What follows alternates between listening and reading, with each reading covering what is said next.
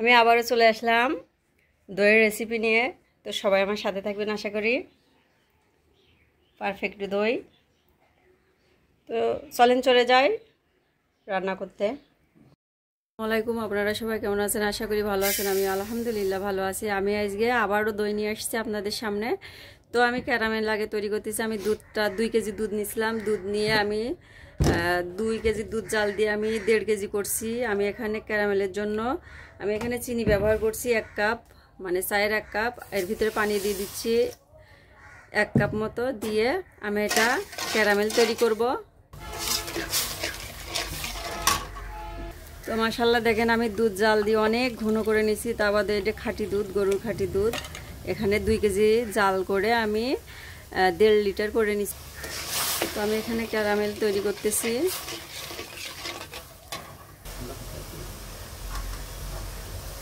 তো ক্যারামেলটা বেশি একটা মানে পুরা পুরা ভাব করা যাবে না। ক্যারামেলটা হয়ে গেলে বোঝাই যাবে।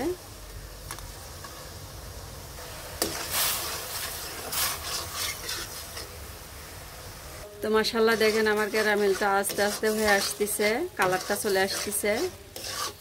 এটা পুড়ে গেলে একবারে পুরা পুরা গন্ধ হবে।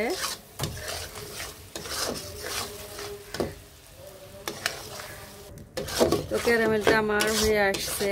আমি চুলোর জালটা করে দিছি, বন্ধ করে দিছি। তো আমি এটা নেড়ে এখন এই লাল ভাবটা নিয়ে আসবো। এই যে এরকম হবে। বেশি পুড়ে গেলে কালারটা ভালো আসবে না, খেতে তিতা লাগবে। ক্যারামেলটা ঠিক এরকম হবে। ক্যারামেলটা আমার হয়ে গেছে। আমি এর ভিতর দুধগুলা দিয়ে দিচ্ছি, জাল করা দুধ। আমার চ্যানেলে আর একটা দইয়ের ভিডিও আছে ইনশাল্লাহ। আমি এখানে গুঁড়া দুধ দিয়ে দিচ্ছি 1 কাপের একটু কম। গুঁড়া দুধটা দিয়ে চিন্তা ভাবনা করবেন। আর যদি না দিবেন সমস্যা নাই, দিলে বেশি ভালো হয়, ঘনত্বটা বেশি হয়। আর আমি আর 2টা সাদা এলাচ দিছি, মুখটা একটু ফাটাইয়ে দিছি। যাই হোক, আমি এটা এখন একটু জাল করব।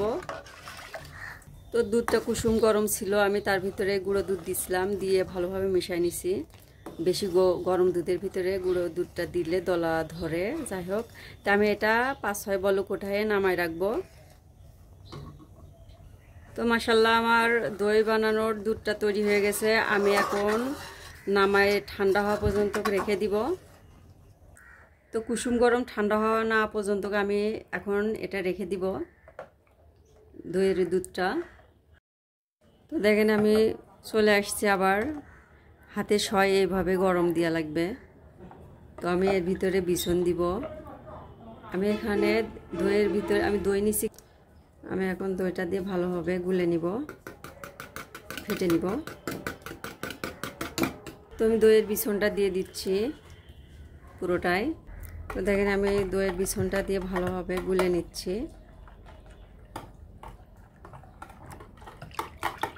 আমি এখানে আইসক্রিমের বক্স নিছি। আমার মাটির সরা নেই। যাই হোক, আমি এই প্লাস্টিকের এইগুলাই ঢালতেছি।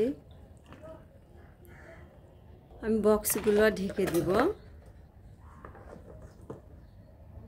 আমি কম্বলের ভিতর বক্সগুলো রেখে দিব। আমি 7 থেকে 8 ঘন্টা রেখে দিব কম্বলে, এইভাবে মুড়ে রেখে দিব। এরপরে আমি আর একটা কম্বল দিব। তো এরপরে আমি আর একটা কম্বল দিয়ে নিচ্ছি। গরমে রাখলে তাড়াতাড়ি হবে, জমবে। যাই হোক, তো আমি 8 ঘন্টা রেখে দিব। ঘন্টা পরে আমি আসলাম।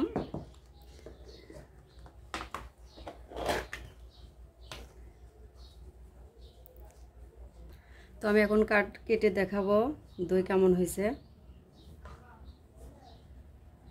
মাশাআল্লাহ অনেক সুন্দর হয়েছে। তো এটা থেকে কাটি, দুটো একই রকম।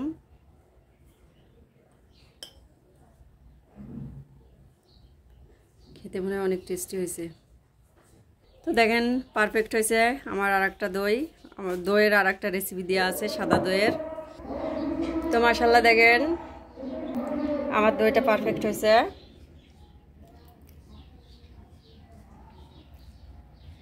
তো সবাই ভালো থাকবেন, সুস্থ থাকবেন। আসসালামু আলাইকুম, আল্লাহ হাফেজ।